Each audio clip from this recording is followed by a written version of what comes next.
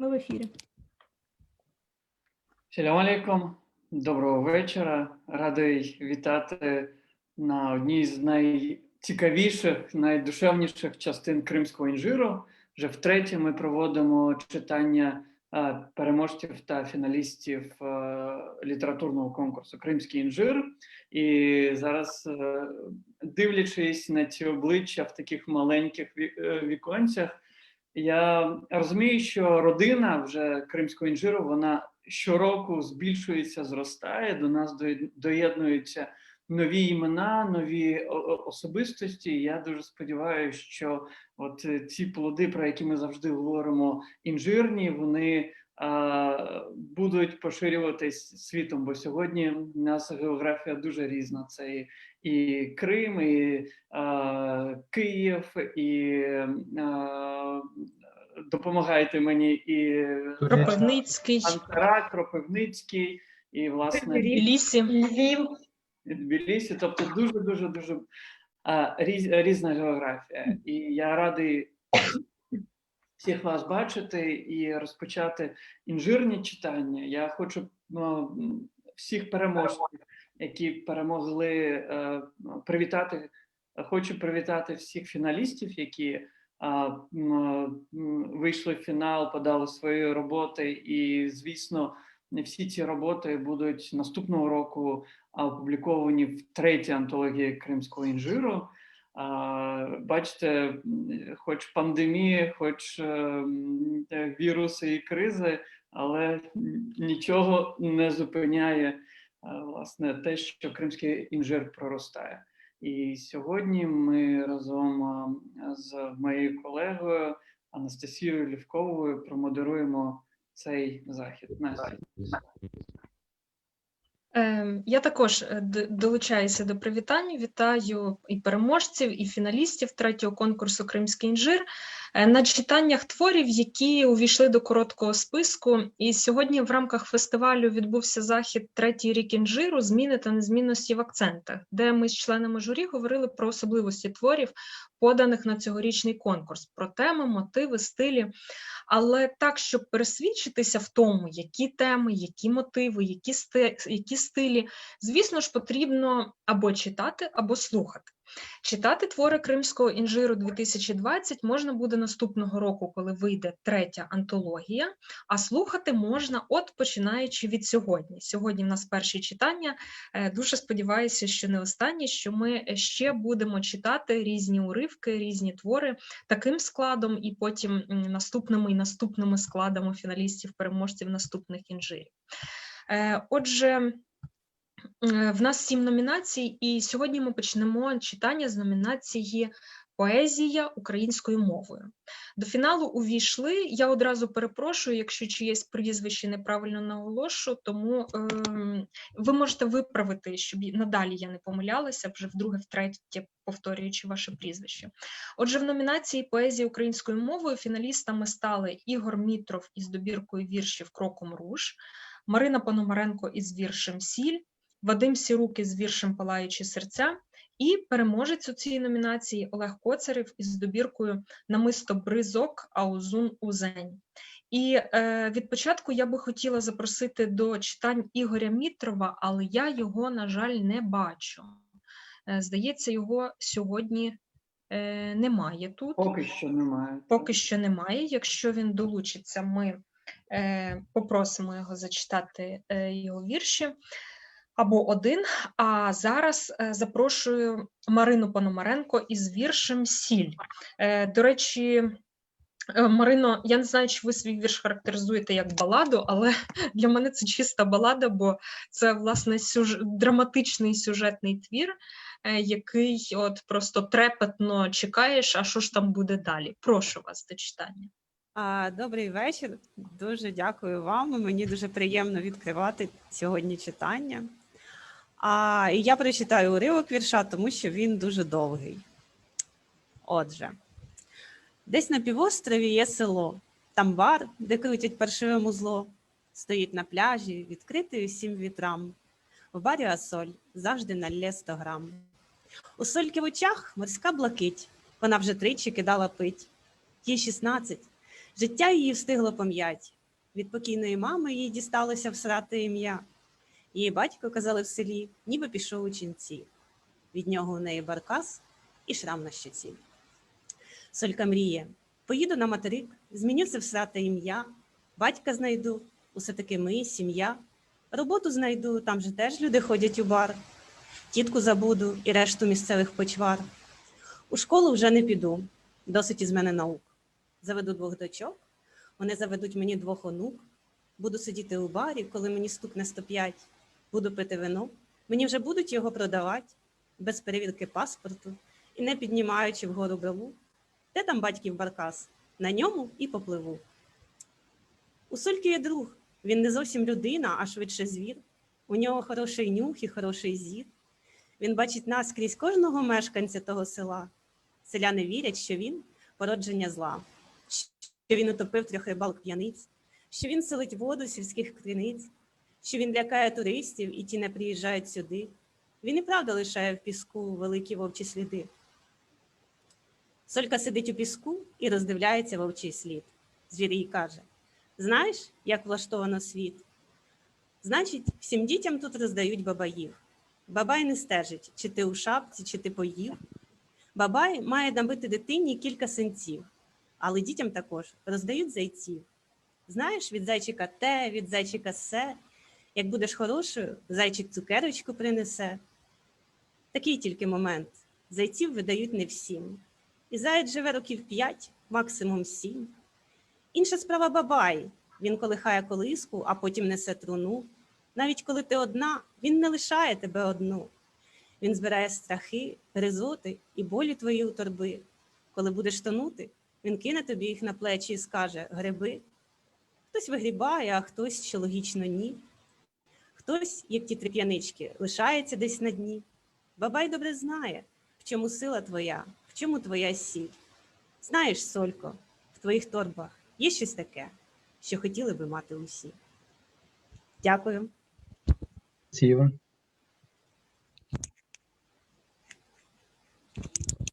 Перепрошую.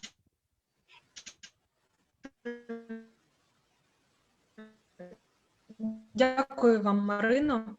Дякую вам. Настя, трошечки, та я бачу проблеми з інтернетом. Что-то зависает, да. Дякую, Марин, і дякую за цей.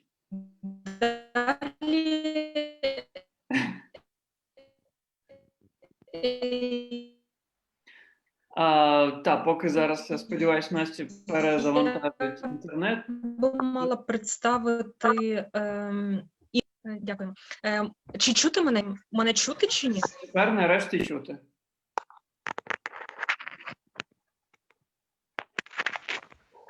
Настя, тепер чути, так? Мене чути зараз, так? Так. Я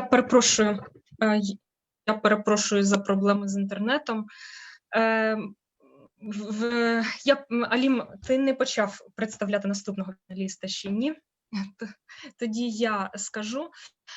Далі мали говорити з Вадимом Сіруком і слухати його вірш, але ми цього не зможемо сьогодні зробити, тому що ще один наш фіналіст у номінації «Поезія українською мовою» Вадим Сірук у лютому 16-го року був заарештований за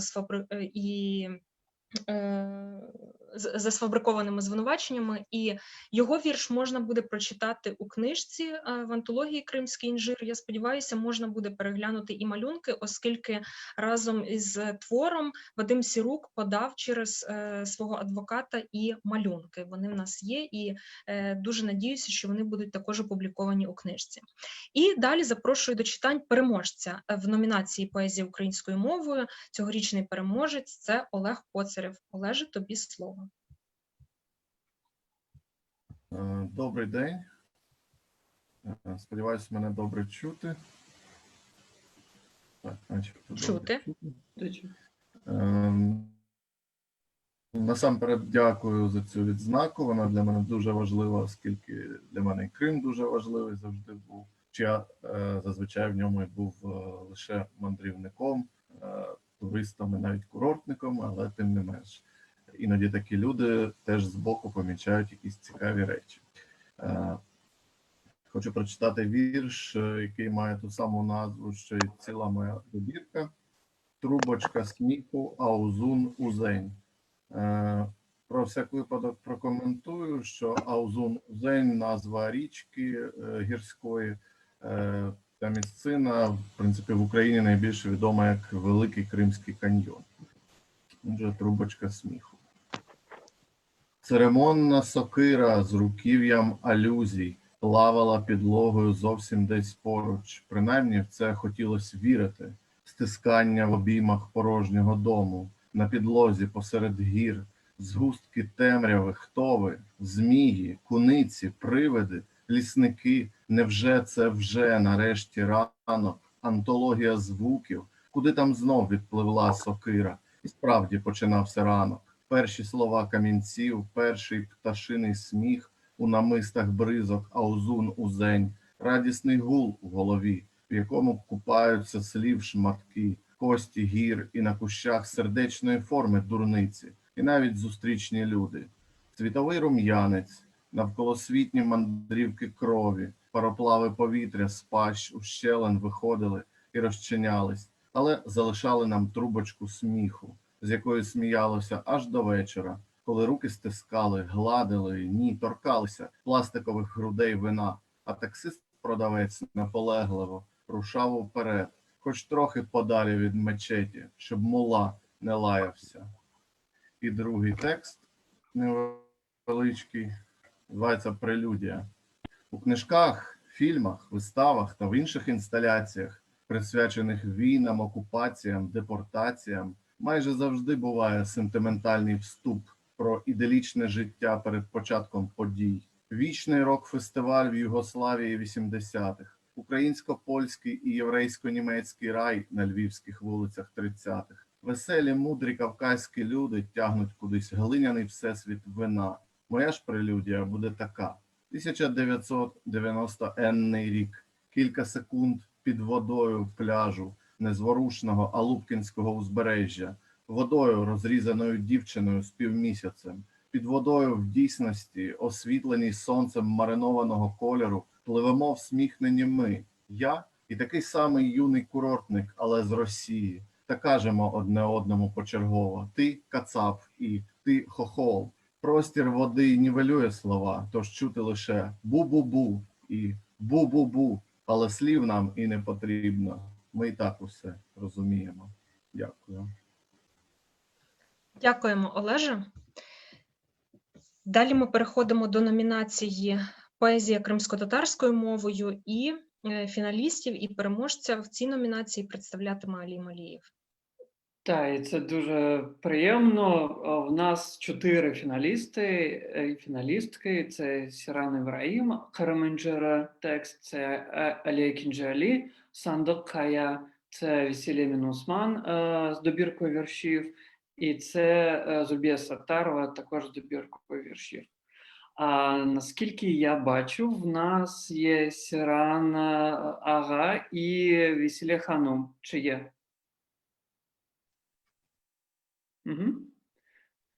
Сіран Ага, я б попросив би вас почати читати тексти. Єдиний звук включіть.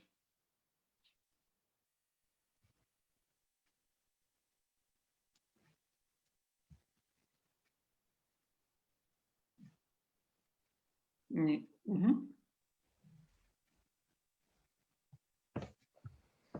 Да. Алло. Ага. Я в этом году написал стихотворение, но вот после последней нашей встречи через Zoom мне в голову пришли такие строки про Крым-Инжиры. Я решил написать стихотворение. Ну, Крым-Инжиры здесь имеется в виду и как плод, и тот инжир, который выращиваете вы вот уже 3-й год. Asırlar boyu Kırım'da Kırım inciri asraldı. Bu toprakın asıl halkı silinmez iz kaldırdı. Onun meşhur ziyaları Cevheri, Boragazı, Can Muhammed, Aşık Umer, İsmail Bey Gaspralı. Зер сачкан залым душман шу Кырымға соқылды. Мейва берген Кырым инжирі жефаға уğratıldı. Тамырлары балталанды, ерінден көчірілді. Өсе ятқан пытақлары кесіліп yok етілді.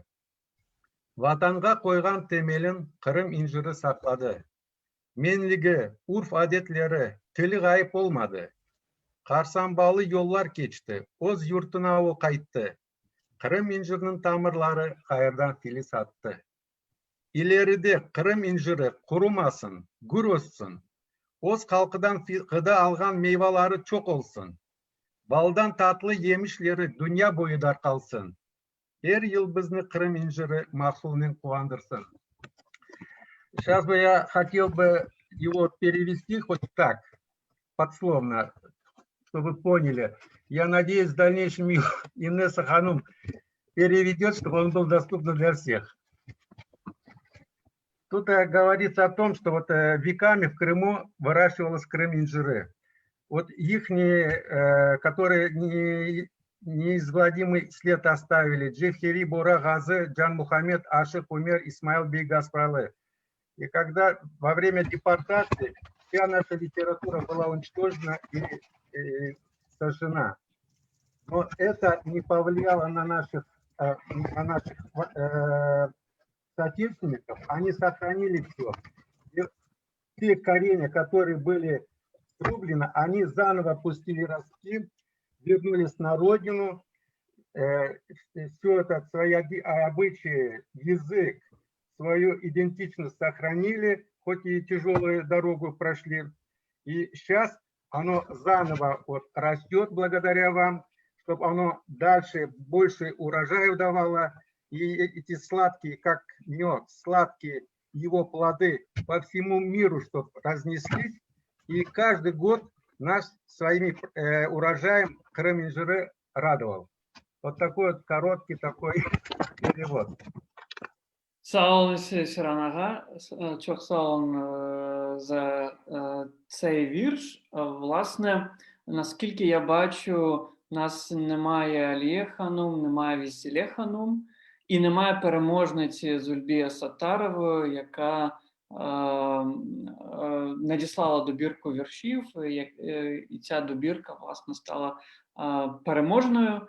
Сподіваюся, що вже в наступних читаннях, бо це тільки в нас сьогодні перші такі читання, вже наступному році ми плануємо ще декілька ітерацій читань. І я сподіваюся, що вони доєднаються до нас, і ми почуємо сучасну нову кримсько-татарську поезію. Настю? А Весілє Ханум немає, так? Щоб вона почитала? Немає, я вже всіх назвав, немає. Угу. Тоді ми переходимо до номінації «Проза українською мовою». І маю сказати, що цьогоріч сильна проза, і знаково те, що вона охоплює 100 років, 100 останніх років, якщо взяти в сукупності всі твори, всі 5 творів, які увійшли до фіналу. Починаємо з Анастасії Якименко «Янголи Мар'ям Дере». Я не маю на увазі, що ми вже починаємо читати, я маю на увазі, що за хронологією, бо в цьому творі йдеться про 17-18 роки ХХ століття. Тобто 100 років тому. Далі радянські додепортаційні та післядепортаційні часи очима кримської татарки ми бачимо у творі Ельвіри Оскан «Хмари». Ірина Звонок описує приблизно, виправте мене, Ірино, якщо це не зовсім так, але ну так виглядає з твору, що 60-70 роки у вашому місячному сяйві на морській воді. І Олександра Очман описує 90-ті, 2000-ні та вже після 14-го року часи у своєму творі «Втрачений», і місяці після березня 14-го року ми про ці місяці, про місяць, про дні ми читаємо в оповіданні «Стане коронне зачарована смуга». І ось так от за хронологією, може ми її трошки порушимо, але почнемо ми з Анастасії Якименко і з її «Янголів Мар'ям Дере». Прошу. Вітаю всіх. Палкий привіт вам із міста Тбілісі, із Грузії. Дуже рада бути тут і рада представити уривок свого твору. Старий сидить, підібравши ноги на терасі білосніжного будинку. Сивина оповиває його обличчя білесою хмаркою, лишаючи видимими тільки очі. Через те геть не можна зрозуміти, сміється він чи журиться.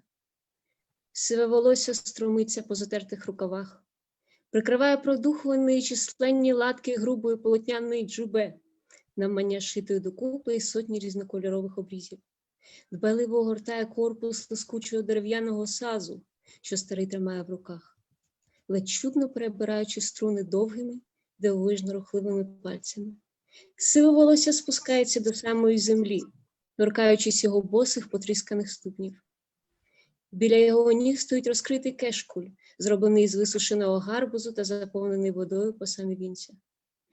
«Тек єга хошкелдин оглу», раптом чую я м'який пливучий голос. Той самий, що співав. Який дивний карт папа промайнув у мене в голові. Хто він? Я той, хто прямує до дверей, загадково відповідає старий на моє невимовлене питання.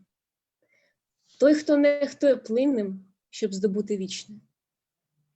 Я не розумію значення його слів, але мені хочеться слухати його голос. Кожне слово, що він вимовляє, м'яке і тепле. Воно тягнеться і в'язне у вухах, наче живиться. «Я прийшов на звук вашого голосу, Ефенді», – сказав я. Він похитав головою. «Ні, сину, ти прийшов на поклик Аллаха. Давня приказка говорить, кого ти кличеш, той і приходить до тебе. Я кликав його ім'я, і ти прийшов. Адже частинка великого імені мешкає і в твоїй душі». Дякую. Дякую, Анастасія. І далі запрошую до слова Ельвіру Оскан із її уривком із твору «Хмари». Спасибо за то, что дали мне слово. Вы просто хотели, чтобы мы читали произведение в хронологической последовательности. Тут такой момент, я выбрала именно такой отрывок, который похож на отрывок моей предшественницы, то есть тоже про ДД, Кадыр Харбаба. И, в общем, я сейчас в панике думаю, может быть, что-то другое прочитать, потому что очень, как бы, есть какое-то сходство. Но я думаю, не буду сейчас уже рисковать и прочитаю то, що... Так це ж навпаки чудово. Ми якраз зможемо насолодитися цією подібністю. Ну, хорошо, так уж раз получилось. Значить, читаю. Коли Кадир прийшов у село під назвою Каралес, він там надовго не залишився. Кадир відправився до Сандик-Каї, химерної скелі з давньою зруйнованою фортецею на вершині. Зовні скеля нагадувала скриню. У цій скрині він вирішив сховатися більш ніж на 30 років. Він не їв хліба, замість води він пив катик з овечого молока. Поки одного разу, коли йому виповнилося 50 років, він вирішив спуститися з гори і одружитися. Плодами цього шлюбу стали 2 дівчаток і 1 хлопчик. Подружнє життя не зуміло втримати Кадира серед людей. Він постійно повертався у гори зі своєю отарою, і його довгий час ніхто не бачив. Він ніколи не знав батьківського тепла і материнської турботи, тому сам не здатний був передати його своїм нащадкам. Йому було зручніше одному серед кудрявих овець, шалених вітрів і джинів. З ними він вів довгі суперечки, які позбавляли його сну і спокою. Незважаючи на аскетичний спосіб життя, він став досить заможною людиною. Отара його росла дуже швидко, вівці, зрощені на родючій кримській землі, рідко хворіли, довго жили та добре плодилися. Всупереч матеріальних достатків у душі Кадира затаїлася гола пустеля, у якій вирували гарячі сухі вітри. Наскільки Кадир був відлюдним, настільки він був і жадібним. Всяк час, коли родичі приходили до нього з радісною звісткою про народження нового онука та з надією, що дід заріже в честь цієї події барана, той гнівно відповідав, що у нього одним ворогом стало більше, і останні йшли ні з чим. Одного разу, коли Кадир Харбаба знову проводив час на горі серед своїх вже плутаних думок, на нього напали злодії. Звісно, розбійники не очікували, що цей старий висохлий дід буде чинити опір і дасть їм хоч найменше відсіч, але вони помилялися, тому зав'язалася жорстока сутичка, у якій Кадир Харбаба отримав серйозні ножові поранення. Він востаннє спустився з гори, прожив ще небагато, знущаючись домашніх своїми витівками, і помер у віці 113 років. З тих пір вже минуло близько 2 століть, і тепер тільки дощові черв'яки і коріння цвинтарних кипарисів терплять незручності від гострих білих кісток нашого древнього предка. Але разом з тим, десь на горі Сандик-Кая, в найтемнішій печері, чекає, не дочекається скарб, завбачливо захований дідом від сторонніх жадібних очей, і горе тому, хто зуміє його відшукати. Дякую. Дякуємо, Ельвіра Саунес. І далі ми будемо слухати уривок із твору Олександри Очман «Втрачений». Вітаю всіх. Я зачитаю уривок листа головного героя, який він написав самому собі. Дуже хочеться щось по собі залишити. Я пам'ятаю те відчуття жахливого сну, коли перетворився на дерево. Я так боявся не бути, що намагався стати принаймні плодовим деревом, а не якоюсь осикою. Залишити по собі, хоча б інжир, який хтось підбере і сховає в долоні. Я не творча людина, по мені не зостанеться ні рок-хіта, ні арт-об'єкти зі скла формаліна і мертвої корови, але щось же має залишитись. Можливо, я припустився помилки, не наполягав, не відстояв, не заперечив батькам, не дав їй того, що вона хотіла, не втримав її біля себе. Але з іншого боку, чи хотів би, щоб вона насильно отримала паспорт з двоголовою куркою, щоб народила того, хто піде в дитсадок і буде вітати мене віршами на 23 лютого? Чи хотів би, щоб вона була в небезпеці поруч із мусульманином, щоб її розбудили вдосвіта, вибивши двері? Я навіть не знаю, як пишеться той їхній Хізбут-Тахрір, але я проти несправедливості, і Коран у мене вдома, мабуть, завалявся. Цього було б достатньо. Добре, що вона поїхала, бо вона не звідси, вона не мусить. Так, тут прожито стільки, що відриваєшся з м'ясом, але як би не було зле від розлуки, вона може жити далі, і може в будь-якому місці. А якщо можеш, треба жити і не озиратися. Я ж залишаюся тут. І широко розплющую очі на все це лайно не тому, що я такий лицар печального образу, а тому, що інакше не можу. Я такий. Моя батьківщина значить для мене неприродньо багато, і мені завжди болітиме, що хтось тут наводить свої порядки. Крим – це фундамент, на якому я побудував самого себе, такого, як є. Тупого і чесного, чуйного, чемного і закритого, і іншого не буде. Мене можна хіба зруйнувати, але не переставити в інше місце. Довкола темно. Це не тому, що весь час вимикають електрику, це тому, що такі часи. Ми зникаємо в цій темряві, ми погоджуємося на всі правила, і у нас 3 офіційних мови, але діти сусідів не знають жодної. У нас кажуть молодці, добре прилаштувалися про зрадників присяги. У нас ігнорують зацвілу воду в кранах і пишаються зброєю. Отже, це все не може не горіти у пеклі. І я колись теж згорю. Це не сумно, це цілком передбачувано, тільки батьків шкода. Цікаво, чи вона щось відчує, якщо зі мною щось станеться. Цікаво, чи інша згадає, що я колись існував. Дякую. Дякую, Олександро.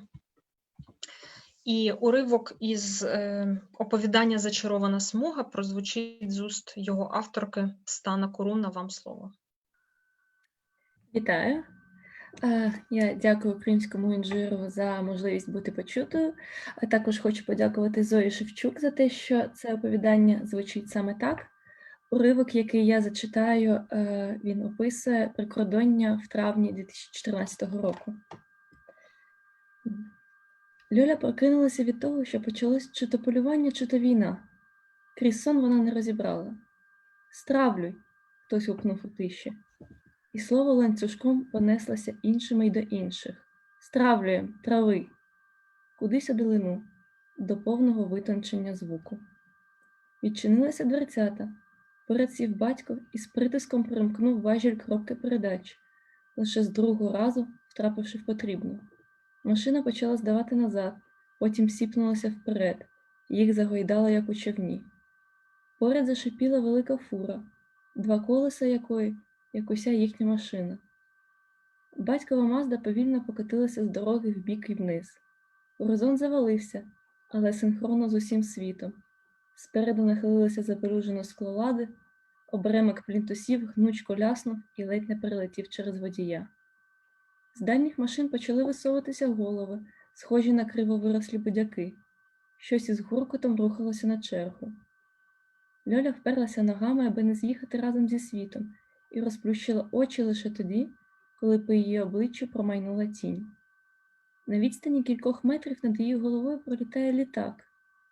Повільно повзе темно-зелене крило з чимсь виділеним фарбою, як написи на кресленнях, трафарети літер у радянських квадратних лінійках, короткий дефіс, голосні й приголосні, що розпадаються на частини. Батько видихнув і перевалився через Льолю, аби подивитися. Просто металобрухт. Могли кинути, а дивись, вивозимо. Він іще щось нерозбірливо казав, а мимо впритул їхали вантажівки, як у фільмах про Ладозьке озеро, з банькатими фарами і дерев'яними бортами, в яких розчепірилося щось велике і ржаве, не ціле, а його випадкові частини.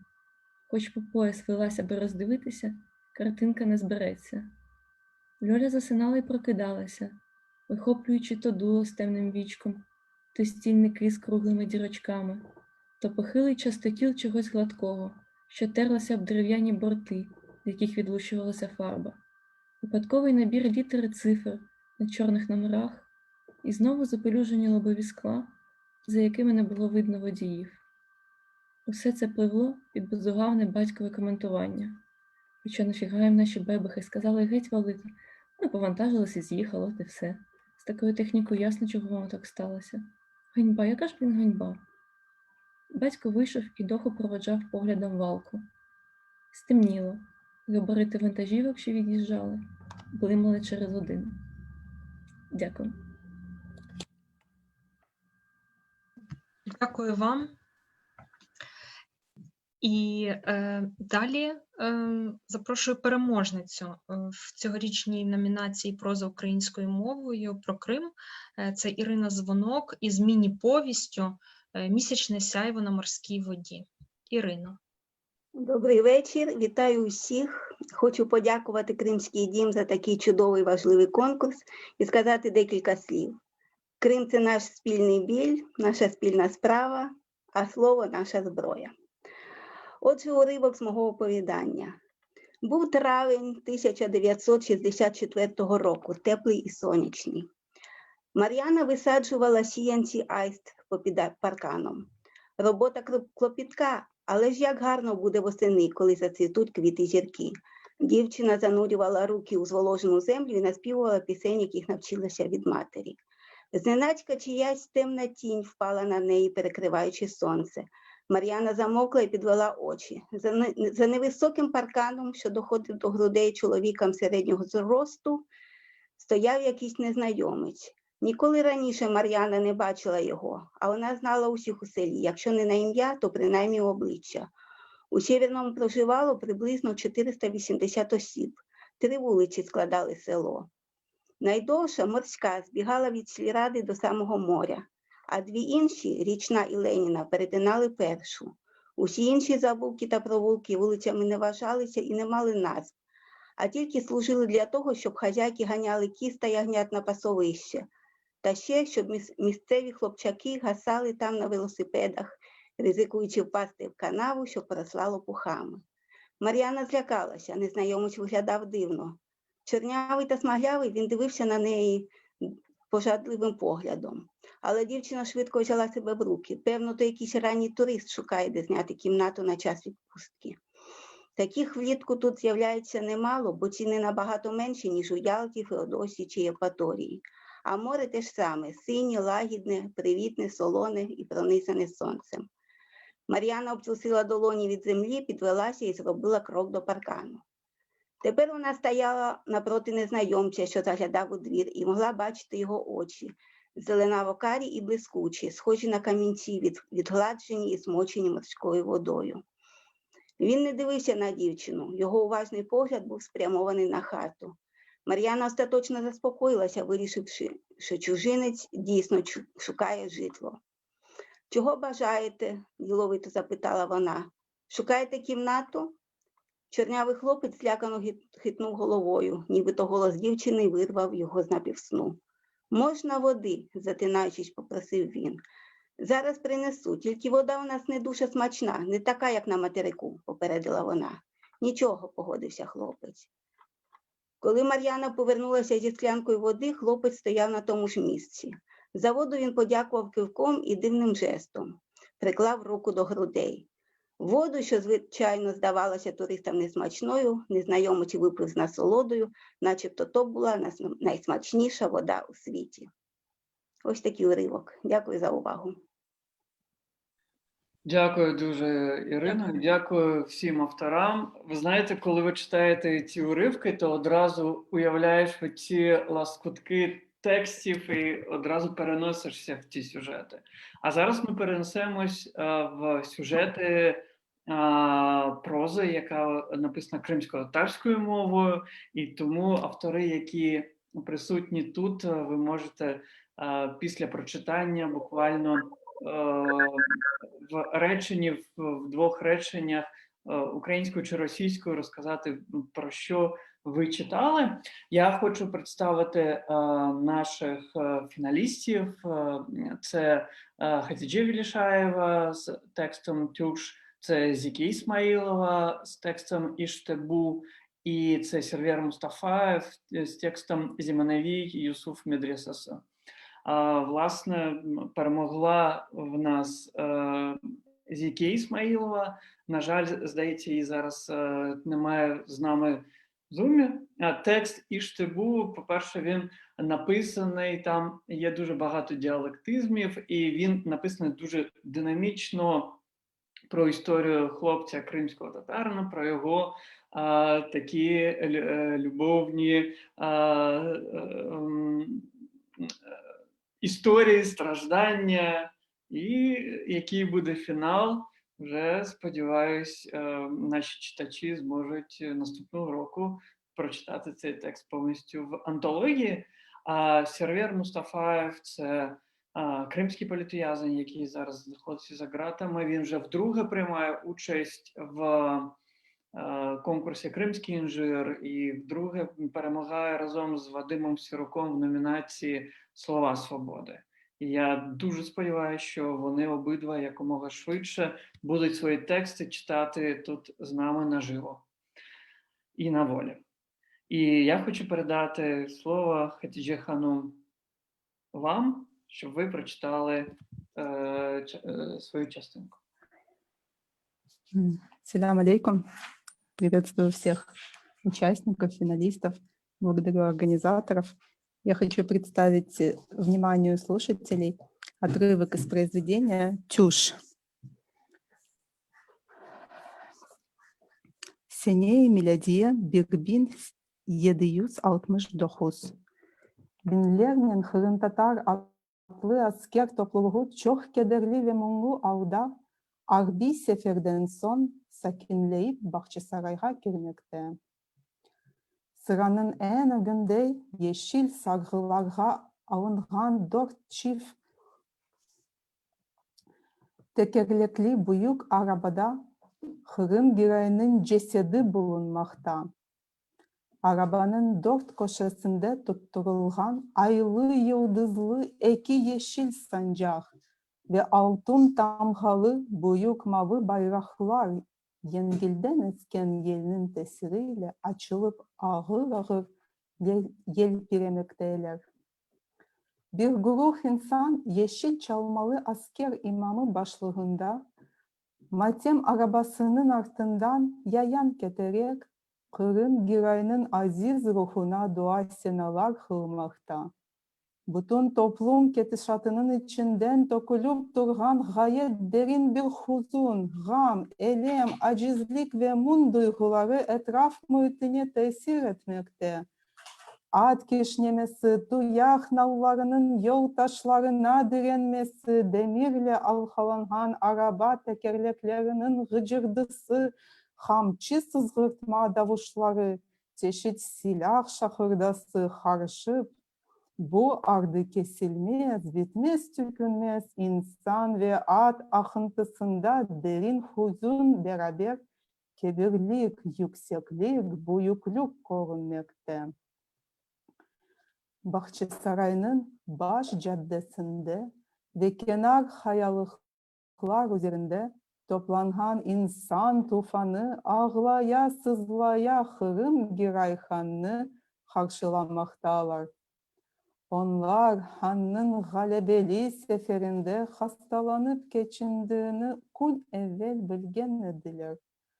Şimdi ise iş bu insan tufanı sevimli padişahsının cesedi karşısında Uhmet'in baş eğip iç duygularını tutamadan okunçlu veda sözleri Kur'an-ı Kerim'den ayetlerle karışık ses vermekteler. En küçük yaşından ve en harfına varınca millet gayet okunçlu dakikalar geçirmekte. Вот отрывок, который я представила для внимания слушателей, и как попросил организатор, я хотела бы рассказать на русском, о чем это произведение. Как говорилось в начале, можно сказать, что это произведение некая сюрреалистическая зарисовка, в которой говорится в таком стиле исторической фантастики, основанной на реальных событиях, на гибели Хырым-Гирай-хана, о чувствах народа, который почувствовал себя обезглавленным, который провожал любимого правителя и который выражает свою грусть, выражает свою любовь и, да, некоторую растерянность в связи с тем, что почти как остался без отца и осиротел. И дальше в произведении раскрывается, к чему пришло, во что вылилось будущее народа после этих событий. Благодарю за внимание. Çok sağ olun Hatice Hanım. Дякую всім авторам, які надсилали тексти в номінації «Проза кримськотатарською мовою». Хочу передати слово Насті, яка представить переклади з української на кримськотатарську мову. Прошу, Настя. Так, дякую, Алім. І зараз ми будемо слухати переклади, і оригінали теж, але перед тим я би хотіла сказати про те, кого взагалі цього року перекладали. Не всі увійшли у фінал, але нам важливий сам факт, що певних авторів перекладали, і ми би хотіли, щоб скарбниця кримського інжиру і загалом скарбниця наших взаємообмінів поповнювалася як новими іменами, так і тими самими іменами, які вже перекладалися. Ми не маємо нічого проти, якщо будуть переклади тих самих авторів, які вже були в цій номінації. Отже, серед перекладених авторів з кримськотатарської на українську цьогоріч були класики Номан Челебіджихан, Умер Іпчі, Юнус Кандим, Шакір Селім, сучасні автори, зокрема і ті, які вже стали класиками, Шукрі Аппас, Шир'ян Алі, Ельмаз Бахшиш, Сейран Ібраїм, Зейнеп Ібраїмова, Урія Кадирова, Алія Кінже Алі, Сіаре Кокче, Еміне Усеїн і Таїр Халілов. І зараз пропоную послухати твір Умера Іпчі «Фахіще». Його в оригіналі ми будемо слухати від Тимура. Я не знаю, як ви розділилися, його перекладали Тимур Куртумєров і Еміне Османова, так. І оригінал читатиме Тимур Куртумєров, і переклад зачитаю я, оскільки Еміне не змогла долучитися. І отже, таким чином ми зараз зачитаємо. Тимуре, прошу, вам слово. По-перше, я хочу подякувати за вже третій інжир. Я ось вже другий раз вийшов в фінал. Це дуже, дуже круто. Дякую вам за те, що проводите його. По-друге, ми коли обирали уривок, я хочу сказати трошки, ми вибрали трохи такий провокаційний уривок, та зараз всі почуються, думаю. Дашка, хозмечи хозга, еще вина, хозмечи kız getirmege kete Maruська. Yeter Daşka. Çok içme. O kadar karlenip ne var? Bakınırsın keçer keter Daşka. Endiden son bana umur yok.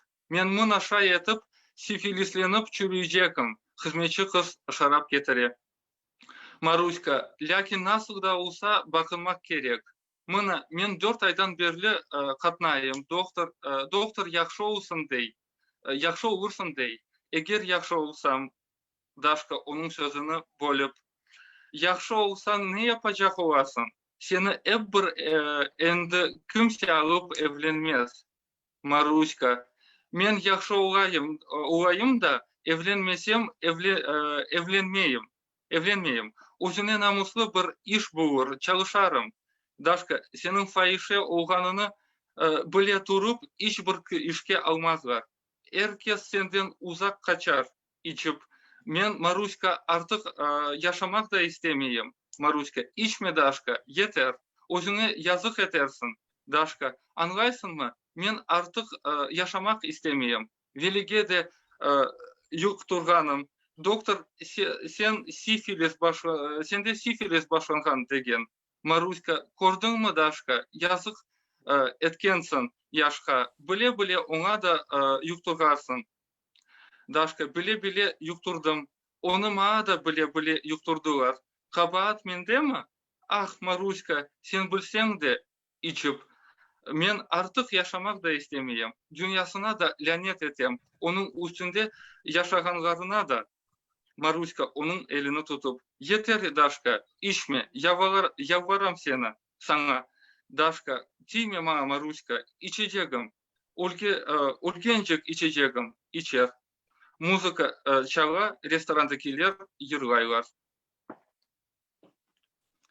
Саул Тимур. Дякую. Так. І зараз я зачитаю переклад з Уміра Іпчі «Фахіще», що означає повія. Я звертаю увагу на те, що в українській літературі теж є твір під такою назвою Панаса Мирного, і навіть якісь є паралелі. Ми могли впізнати в уривку, який зачитав Тимур, слово «сифіліс», і в творі Панаса Мирного так само йдеться про це. Отже, ось переклад цього уривку. Дашка, звертаючись до дівчини, яка працює. Ще вина. Дівчина йде принести. Маруська. Досить, Дашко, не треба багато пити. Навіщо так засмучуватися? От побачиш, усе минеться. Дашка. Тепер для мене життя завершилось. Я ось так зогнию від сифілісу. Дівчина принесла вино. Маруська. Але хай там як, треба піти до лікаря на огляд. От я вже десь 4 місяці ходжу. Лікар каже, що вилікуюсь, якщо вилікуюсь. Дашка, перебиваючи її. Якщо одужаєш, чим плануєш займатися? З тобою ж ніхто не одружиться. Маруська. Я хочу, щоб мені стало краще. Якщо не вийду заміж, ну так і буде. Знайду собі якусь гарну роботу, працюватиму. Дашка. Всі знають, що ти повія, тебе ніхто до себе на роботу не візьме. Всі від тебе будуть швидко тікати. П'є. Я, Марусько, більше жити так не хочу. Маруська. Не треба пити, Дашко, досить, тільки собі гірше зробиш. Дашка. Ти що, не розумієш, я жити більше не хочу. І Вілі також заражу. Лікар сказав, у тебе почався сифіліс. Маруська. Бачиш, Дашка, зробила юнаку погано, знаючи зробила. Дашка. Так, знаючи. І його мені знаючи прислали. Чи я винна? Ах, Маруська, ти ж знаєш. П'є. Я більше не хочу жити. І світ кляну, і всіх, хто на ньому живе. Маруська притримала її за руку. Досить, Дашка, не треба пити, я тебе дуже прошу. Дашка. Не чіпай мене, Марусько, буду пити, доки не помру. П'є. І далі у цій номінації Ще фіналістом став Валерій Демиденко, який переклав поезії Шир'яна Алі та Еміне Усеїн, але сьогодні він не зміг до нас долучитися. І я представлю далі переможницю в цій номінації Інесу Доленник, яка минулого року була фіналісткою, цього року вже переможницею. Вона переклала багато текстів, багато авторів і авторок, але зараз вона читатиме Сієрє Кокче. А перед тим Сієрє Кокче, я сподіваюся, вона ще з нами, бо на початку була, потім я десь загубила. Сієрє, ти тут? Я тут. Сієрє Кокче зачитає оригінал свого вірша, а потім Інес зачитає переклад. Прошу, Сієрє. Ахшам шерифлеріңіз хайырлы olsun, добрий вечір. Щиро вітаю всіх фіналістів і переможців. Дякую пані Інесі за чудовий переклад. І бажаю кримському інжиру гарних врожаїв. І дуже хотілося б збирати ці врожаї вже в Бахчисараї. Отже, тренлер. Тренлер алып кетті ұзаққа. Евден, бақыттан, ватандан. Ачылыққа, ағрыға, өлімге көпчеклер тасырдап сеслене. Тренлер аятны өлдіре. Тренлер севінчні өлдірелер. Умытның сонки тамчылары көпчеклер түбіне ezilелер. Ағламаға мүмкін дегіл.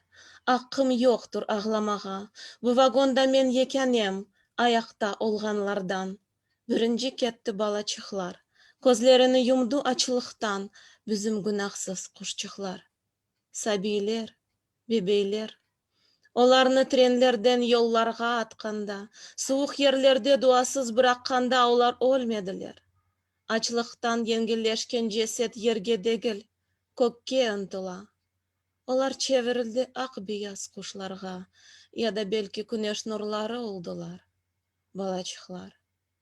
Büyüklerden deyendi, pek az kaldı vagonda. Duasız bırakmanız meni yollarının içinde dep ağlay kartanam. Suvunu bereler durakta. Bir vagonga bir kopha. Ölgenlerimiz jıyılmay taşlanıla yollarda. Horana bala, ihtiyarlar, ne kadarınız gayip oldu ecnebi uzak topraklarda. Ağlama artık yeter. Tuğan elini hatırla. Anda hüküm süre var. Dülberlik sanki cennette. Ah niçin men dedim cennette. Kim aytır? Bu deşetli trenler kayda bizni alıp kete. Ağır fikirlerden vazgeç. Kuvançlı günlerini hatırla. Hatırla nasıl açab adem. Kahve kokusun hatırla. Ne kadar korkunçlu bu gece. Vstavay dep kapımız kakıla. Göz yaş yok. Ağlamayın başka. Dua okudum toktavda. Bugün bizlerden ayrıldı. Güzelim, birdenem, kartanam. Tren koçtu yerinden. Yalnız turam toktamada. Boş sönsüz çöllerde kim bile yol kayda. Vagonda kaldı tuğanlarım. Mensiz ne olacak halları. Bağışla anacığım. Sonki bir yutuf suvunu men sana berip olamadım. Tekogge, rels boyu mecburum ketmege menendi. Turam da ketem, артымдан есе takılıp izizge turalar digerler. Mekansız ruhlar, olar da aray soylarını. Bizler, em tiri, em de ölüler. Hepimiz bu yolga kilitli. Bu satırlarını yazam, kağıt sımsılah göz yaştan. Cezvedeki kahvem unutulup taştı em çoktan suvuğan. Sizge bağışla bu sözlerini yazam, sizlerini anam. Ecnebi yollarda mezarsız, duasız kalganlar. Men yazam ve kalbim hepinizden bağlana. Birinizni eşitem ve gece acıdan abdırap uyanam. Okunu tökülgen göz yaştan tuzlandı topraklar ve tuzdan bembeyaz çallanıp kurudu çokraklar. Sizin hakkında men yazam, dualar etem. DNK örneğine umurlarınızı koşup gayrıdan örem. Hepimiz Kırım'da, biz evdemiz endi. Biz keldik. Bizim ne tiri, ne de ölülerinin ketmegi artık yok yerimiz. Дякую. Дякую, Сірія. Інесо, прошу. Інеса. Звук. Вімкніть, будь ласка. Чутно? Чутно.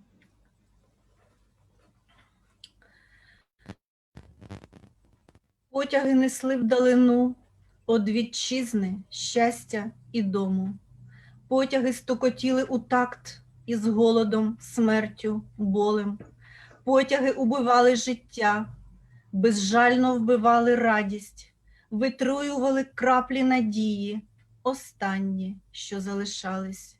Я плакати вже не могла, я плакати вже не сміла. Я в цьому вагоні одна, остання іще на ногах.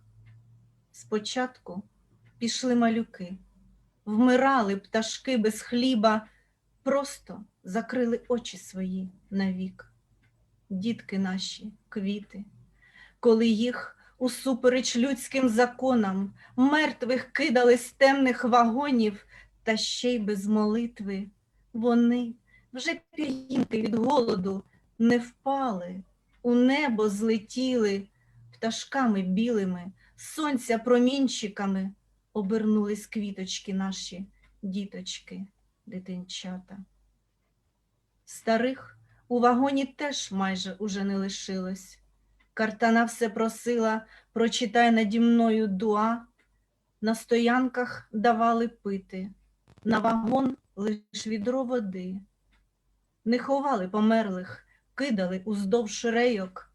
Бабусі, матусі, змучені янголи діти, скільки вас залишилось лежати біля чужих доріг. Тільки не плач, зберися, згадай, милий серцю дім. Там у садах гуляє весна, там гарно, наче в раю. Ох, навіщо, сказала я, рай?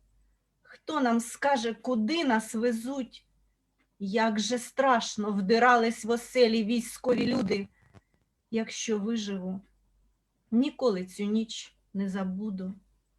Відганяй ці думки, тримайся, згадуй, згадуй саме лише щастя. Наприклад, як зацвітає мигдаль, запах кави згадуй, ну ж бо, давай.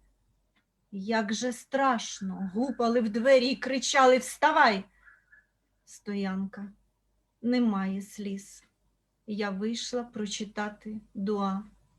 Померла найкраща у світі моя Картана. Рушив поїзд, а я на стоянці одна посеред біди, в бездоннім степу, в порожнім степу, не знаю, куди іти.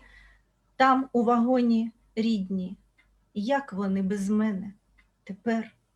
А на Чигим, прости, я останній ковток води тобі не змогла піднести. Мені одне залишається далі по рейках йти. Встаю та йду, за мною слідом стають інші. Душі заблудлі шукають рідних своїх. Нам і живим, і мертвим, усім тепер по дорозі. Я пишу ці рядки, папір уже мокрий від сліз. У джезві, не дочекавшись мене, википіла вже кава. Я пишу ці рядки про залишених біля доріг, не покритих землею, неоплаканих, без молитви. Я пишу і серцем зливаюся з кожним із вас, чую кожного, всіх і прокидаюсь від болю. Цієї ночі земля увібрала у себе аж стільки солі, що висохли, посивівши в Криму джерела. Я пишу про вас, молюся за вас і живу, вплітаючи у візерунок ДНК і ваші нитки. Віднині ви в нас живете, ви вдома, нарешті в Криму. Ані живим, ані мертвим нам нікуди більше йти. Дякую. Дякую, Інесо. Дякую, Саул, Сері. І мурашки по шкірі, і від оригіналу, навіть якщо не зовсім розумієш, але від самого звучання і так само від перекладу. Дякую вам. І тепер ми переходимо до номінації «Переклад художнього твору з української на кримськотатарську».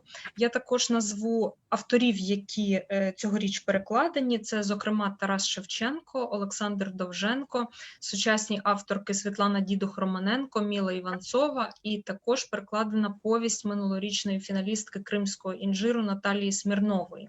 От з неї ми якраз і почнемо.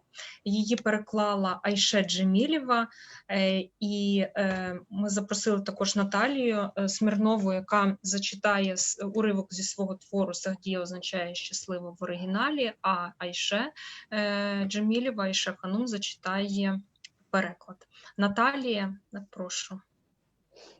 Дякую. Для мене це велика честь, що вибрали саме мій твір для перекладу. І я дуже рада, що ви стали, пані Айше, фіналісткою цього конкурсу. Я вас вітаю. Я прочитаю початок, це частина 2. Цей твір дуже співголосний з тим віршем, який зараз читали. Дуже розчулилася. У Євпаторії вони сіли на рейсовий автобус до Роздольного. Сагдіє сиділа біля вікна, широко відкритими очима всотувала в себе кожне дерево, кожен камінець, кожну квітку, а сльози самі лилися з очей. Сагдіє не зупиняла їх, не могла. Все це здавалося їй казкою, якоюсь неймовірною казкою зі щасливим кінцем. Після стількох років поневірянь на чужині вони нарешті матимуть власний дім тут, на своїй батьківщині. Шкода, що мама не дожила. І тата вони так і не знайшли. З Узбекистану вони писали на свою кримську адресу, потім у різні інстанції, але відповіді так і не отримали. Сагдіє зітхнула. Автобус пробирався між полями, його підкидало на дорозі, неначе гумовий м'яч. Нарешті він зупинився на автобусній станції. Тепер потрібно було шукати машину, що їхала до Орлівки. До 45-го року це був бій Орлюк. Коли кримських татар виселили, більшість населених пунктів у Криму перейменували. Тих, яким лишили старі назви, можна було перелічити на пальцях: Джанкой, Бахчисарай, Керч, Саки, Євпаторія і Шунь. Коли Сагдіє з Іллясом обговорювали, куди саме повертатись, вона розуміла, що останнє слово за чоловіком. Ілляс хотів їхати до свого села, а Сагдіє важко було відмовитися від своєї мрії. Але що вдієш? Вона заміжня і має їхати за своїм чоловіком. Ілляс пообіцяв, коли вони влаштуються та обживуться, то обов'язково навідаються до її рідного Ходжа Сала. Туди поїхав її брат Екрем. За 10 років життя у Фергані він брав активну участь у діяльності ініціативної групи кримських татар, спілкувався з однодумцями, їздив навіть до Ташкента. А у травні 68-го він разом із дружиною Фатьме та іншими активістами поїхав до Москви. Вирішили провести мітинг на річницю депортації. Повернулись за кілька днів. Вигляд брата приголомшив Сагдіє. Весь у синцях та подряпинах, а очі горіли, неначе багаття вночі. Дякую.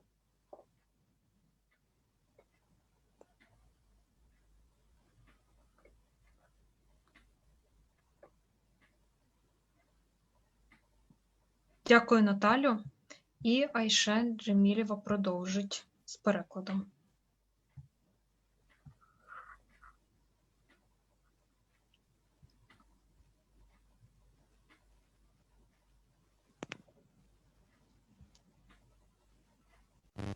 А мене було чути?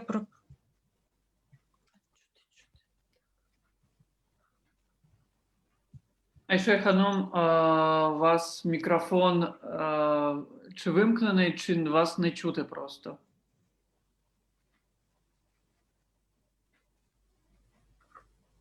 Скажіть ще щось, не чути? Там треба в комп'ютері вам звук.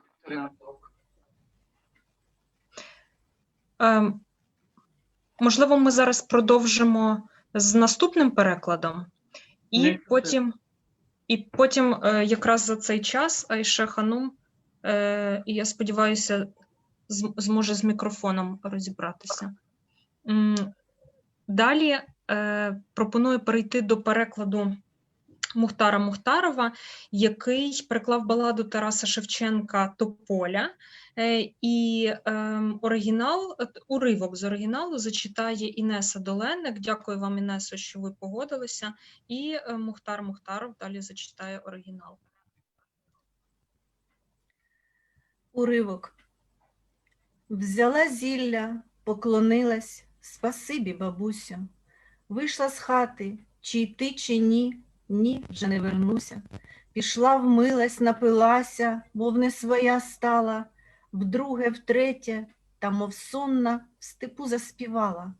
Плавай, плавай, лебедонько, по синьому морю, рости, рости, тополенько, все вгору та вгору, рости тонка та висока, до самої хмари, спитай Бога, чи діжду я, чи не діжду пари. Рости, рости, подивися, засиніє море, по тім боці моя доля, по сім боці горе. Там десь милий чорнобривий по полю гуляє, а я плачу, літа трачу, його виглядаю. Скажи йому, моє серце, що сміються люди, скажи йому, що загину, коли не прибуде. Сама хоче мене мати в землю заховати, а хто ж її голівоньку буде доглядати? Хто догляне, розпитає, на старість поможе. Мамо моя, доле моя, Боже милий, Боже, подивися, тополенько, як нема, заплачеш. До схід сонця ранісінько, щоб ніхто не бачив. Рости ж, серце, тополенько, все вгору та вгору. Плавай, плавай, лебедонько, по синьому морю. Отак тая чорноброва плакала й співала, і на диво серед поля тополею стала. По діброві вітер виє, гуляє по полю, край дороги гне тополю до самого долу.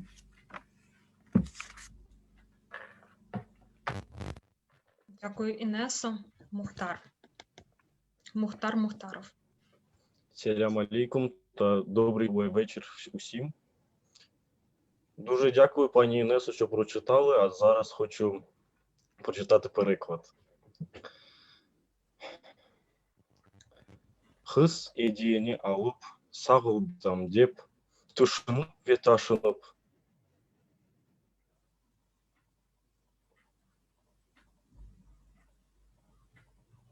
Мухтар в нас. Кета хушым кочыпту. Мухтар, башларсың да бір кере? Почнеш знову? Добре, я вибачаюся, здається, в мене проблеми з інтернетом. Добре, ще раз переклад уривку. Қыз едені алып, сағыл битам деп, түшініп веташынып, артық ойевде, маңа бақыт жоқ деп кетті, су ішіп тойды, екі ішті, үш ішті, жейірлап қойды. Кет аққушым көчіп тұр, ұзақларға кет, ос селбим сен осып тұр, yüksеклерге ет. Бұлытларға ұзансын, тик назик далын, Таңры қысметім айтсын, не olur алым. Келір, келмез мы ярем, уфықны сен яр. Севін жері орасы, окынч будияр. Қара қашуым ұзақта, ерлайып кезе, мен ісе көз яш төкіп, дөрт көзден беклем. Білсін о, ақ білсін о, халық мені күле. Келсін о, ақ келсін о, жоқса хал өлер. Ось анам біле бере мені топыраққа. Егер өлсем, ким оның чаресін бақар? Ким оңа бір хартиге аз ярдым етер? Раббим башыма келген, не дерт бұл, не дерт. Ағла селбим яремні, ичде көрмесен, ағла ек хоразға же дуймасын кімсе. Ос селбим сен осып тұр, yüksеклерге ет, кет ақушым көчіп тұр, ұзақларға кет. Böylece garip kızcık bir sızgan idi, ve etne hızını yaptı, tik nazik selbi.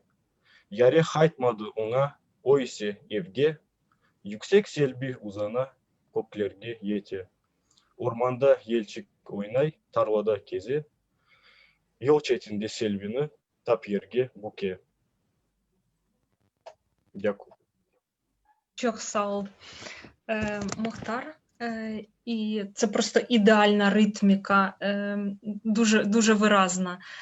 І знаково те, що в цьому році, коли ми оголосили те, що можливо перекладати класику, бо досі тільки твори сучасних авторів, то нам одразу прийшов твір переклад Тараса Шевченка, і він увійшов у фінал. Дякую, Мухтар. І Айше, як ваші справи? Скажіть, будь ласка, ще раз щось. На жаль, не чути. На жаль, не чути. Ми ще зараз послухаємо, можливо, ще щось вдасться зробити, поки ми будемо слухати наступних. Может, попробуйте с телефона переподключиться к нам? Вы, наверное, с ноутбука сейчас, может быть? Большиш мимус. Я ще скажу про твір Наталії Смірнової. Цього року в Наталії Смірнової вийде книжка. Цього це мається на увазі наступного, вже мислю 2021 роком, вийде книжка про депортацію кримських татар у видавництві «Портали». Це буде твір для дітей, історична повість. І далі слухаємо оригінал і уривок із повісті Олександра Довженка «Україна в огні». Читатимуть переможці в номінації «Переклад художнього твору з української на кримсько-татарську». Це Тимур Куртомєров і Мамурія Чабанова, які переклали. Тимур читатиме оригінал, а Мамурія читатиме переклад. Ще раз добрий вечір. Уривок з «Україна в вогні». Україна, хрипів Людвік, оглядаючись навколо. Водянисті його очі його світились захопленням. О, страшна земля, задумався раптом старий Краус. Фатер, не гарячись, ти думаєш, уже все скінчено? Не так просто, це народ, ми знищимо його. Хлопчику мій, я тікав уже одних в підштанниках у 18-му році. Час інший, Фатер, вони йшли по полю. Час інший, а народ той же. Я вивчив його історію, їх життєздатність і зневага до смерті безмежні. О, хай наші ідіоти брешуть у газетах які завгодно дурниці про їхню тупість і твариняче ставлення до смерті. Ми з тобою повинні знати правду. Хайль Гітлер, Людвігу, не вигукуй мені цієї дурниці, хоч коли ми вдвох. Фатер, наш фюрер, наш нацизм учить нас. Хлопчику, нацизм не має серйозного значення, оскільки у нацистів, щоб ти знав, нема фактично ніяких ідей. Це сліпа сила, щось вроді надзвичайної грозової хмари. Це сліпе чудо, нечуваний казус європейської дурної політики. Ти розумієш? І для нас, розумних німців, вся ця дивовижна ситуація фактично зводиться до вміння скористати чудо. Все, що нас нацисти завоювали, дурниці, пульки на воді. Ось, викрикнув Краус, ткнувши пальцем додолу. Ось, оце наше. Тут ми мусимо умерти. Але Хайль, Людвік, Фатер, ти думаєш, вони вже знищені? О, ні. Так не підкоряться і так умирати, як умирають українці, можуть лише люди високої марки. Коли я дивлюсь на їхню смерть, я завжди тремтю від жаху. Дякую. Дякуємо. І Мамурія. Салям алейкум, добрий вечір. Хочемо зробити маленьке таке зізнання. Ми готували взагалі Олександра Довженко «Україна в вогні» ще в минулому році, але умови конкурсу були трошки інші, потрібно було сучасників. І коли цього року ми побачили, що умови змінилися трошки, ми зрозуміли, що ми просто маємо доперекласти і прийняти участь цим твором. І до вашої уваги кримськотатарський переклад. Украина, Украина. Etrafına bakıp hırıldayadı Людвиг. Onun boş gözleri Merahnem yanaydılar. Dehşetli toprak, apansızdan kart Kraus düşündü. Vater, kızışma, senin fikrince endi her şey bitti. Böyle kolaydı gel, bu halk. Biz onu yok edermiz. Oğlum, men olardan 18 senesi tek işten tübünde olgan urba dayandı kaçkan edim. Vakit denişti Vater. Olar tarla boyu keteydiler. Vakit denişti. Halk ise yok. Men olarның tarihini öğrendim. Olarның yaşayışka istidatlarına ve ölümge lahaytsızlığına sınırları yok. Bizim ahmaklar olarның tohallığı ve ölümge hayvanlar gibi bakanları hakkında gazetlerde istegen tentekliklerini yazsınlar. Biz ise hakikatini bilmek gerekmiz. Hay Hitler, Ludwig, hiç olmaganda ikimiz olganda bu budalıkны aytmasa. Vater, bizim Führer, bizim nacizmimiz, o bizni öğretti. Oğlançığım, nacizmның büyük emniyeti yok. Çünkü bil, nacizlerde hiç bir gaye yok desem de olur. Bu sohur kuç, boranlı yağmurunu getirgen bulut gibi. Bu sohur mucize, Avrupa'nın ahmak siyasetinin kazusu. Anlaysın mı? Biz akıllı nemseler için ise bu yaxşı vaziyet, bu mucize kullanmağa gelir. Frankistan, Belçika, Felemenk, nacistler zapt etken her şey bu budalıklık, suf köpüğüdür. Mına, parmağının öge gösterip, hıçırıp aytты Kraus. Bu bizimki. Biz mında ölmek gerekmiz. Ama, hay, Ludwig, Vater, sen bileysin biz olarını yok ettik, ya? O, yok. Ukrayinler gibi boysunmamak ve ölmek tek büyük markanen insanlar yapabilirler. Olarның ölümüne bakanda men korkudan kaldırayım. Sağ olunuz, дякуємо. Sağ olunuz. Çok sağ olun Mamire Hanım, çok sağ olun Timur Bey. Хатиджех, Айше Ханум в нас не з'явилось поки що. Добре, може вона спробує перепідключитись і трошки пізніше прочитає переклад кримськотатарською мовою. А зараз я хочу представити номінацію, яка, вибачте, одна з найважливіших номінацій, яка є в нас, це дитяча література. Це література, яка формує цінності, формує особистість, формує людину як таку. І я дуже радий, що ми минулого року прийняли рішення саме таку номінацію ввести до нашого переліку номінацій. І цього року ми вже вдруге отримуємо дуже хороші плоди.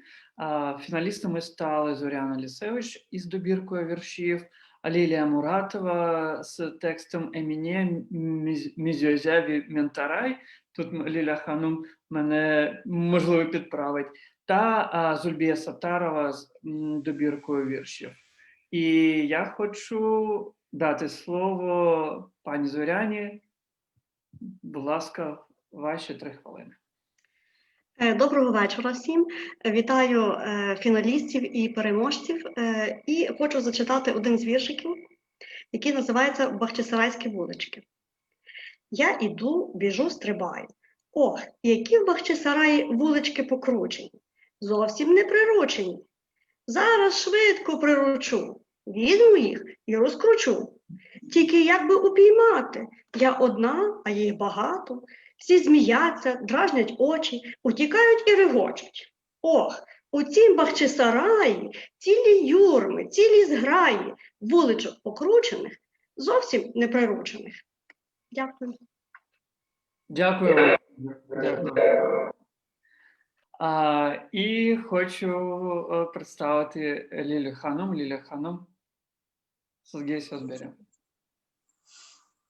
Добрый вечер. Merhaba arkadaşlar. Başlamaya mümkün? Evet. Bir parça benim masalımdan Emine Mizyozevi Mentaray. Men bu tartışma çoka sürecini duyup, sofradan 2 katmerli yantı alıp zuvdum. Kız, Анда yollandың, gel otur paşa, деп Картананың бақырғанын ешіттім. Ama мен енді dışarıda едім. Азбар kapısı tak etip артымдан отурдum. Şimdi geleceğim, деп bağırdım. Ve Mizyoza yaşagan sokağa taraf çapa kettim. Mizyoza'nın azbar kapısında elektrik zilleri var. Onun düğmesine basıp oranın tübündeki skamleye yerleştim ve daha soğumаған yantığı tişledim. Of, benim Картанам ne de olsa hamur aşların періштесі. Öyle bir nezatli pişirgen, tak çenelerim bir-iki saniyege tutuldu. Менде кемерде öyle oluyor, pek nezatli bir şey yaşasam ya da pek açılıp aşıkıp yaşasam. Neyse de, Mizyoza çıktım. Ben eline yakın ikinci yantığı tutturdum ve ağzım dolu olğanı için elimden işmar ettim. Otur деп. O güldü ve oturup aşamaya başladı. Elini kotarıp kalın parmağını tepeye tıklendirip super деп anlattı nezatli olğanını. Men çineye başımı salladım. Aşap bitirgen soң dedim. Mizyoza, endi bileysin, sen yarın Mentaray apayның obasına varmaya borçlusun. Da ne düşünüp çıkardın emine? Benim onda işim yok. Ya sen benim dostumsun? Evet. Ama olmayacak saçmalıklarına kol tutmaya borçlu değilim. Sen bilirsin, ben bugün onda vardım. O üstüme bir hopka su döktü. Ha, güleyim barım. Ne güzel yapkan. Sana da az kurulgen belli. Bilirsin Mizyoza. Bana öyle kuruldu ki, o cadı değil. O çatsız bir garip apay. Ben onun ağladığını gördüm. Ve senin kırmızı almanı ve benim kokulu sakızlarımı poçta kutusunun üstünde kaldırdım. O son kedisiyle beraber balıkçılığa gitti. Ben de eve. Bilirsin, onun öyle dülber gögercinleri var. Hem öyle bir kamil sızgırı. Beni öyle sızgırmaya öğretseydi. Hem ırımları yapmaya. Son sen bizim küçük emniyet cadıçılığımız olursun. Aslında sen öyle de kemerde oluyorsun. Bir açıklansan. Çok sağ olun Лілія Hanım. Айше Hanım, здається, не змогла так доєднатись, да? Але я думаю, було б справедливо зачитати частину теж її тексту, який вона переклала. Я зараз спробую просто експромтом це зробити. Тренге билетлерні бір ай evvel алған еділер. Сагдие іштен izin sorap demiryol станциясына barıdı. Kasa yanında uzun növbette turgan son o ümitnen kassir kadınğa baktı. Lucien, ketlerce 4 plaskart bilet. Yalnız yaşadaki yerler kaldı. Pervasız tavırnen cevaplandı kadın. Lütfen aşağıdaki 4 yer verseniz, rica etti Sagdiye. Eki büyük, eki bala. Kaç yaşında? Hayalet gibi soğuk ses pencerekten tar aralığından zorlan çıkaydı. 7 ve 9. Kasir kadın biletlerini basıp çıkardı, akçalarını saydı ve kalanlarını kaytardı. Sağ olunuz. Sagdiye biletlerini aldı ve çıkış tarafka gitti. Aşağıdaki yerler olanı pek yaxşı. Yolları uzak, yanaşa olsalar da yaxşısı aşağıda. Айше Hanım, я зачитав зараз частину тексту, який ви переклали, бо ми, на жаль, вас не чуємо, і звук так не з'явився з вами, але ми дуже сподіваємося, що в наступних читаннях ми, по-перше, їх будемо читати вже наживо, і, по-друге, ви зможете долучитись та ми зможемо насолодитись вашим перекладом текстів. Дорогі друзі, дорогі автори, дорогі наші глядачі, я хочу подякувати вам всім, що цей недільний вечір ми провели разом в такій абсолютно душевній, чарівній атмосфері.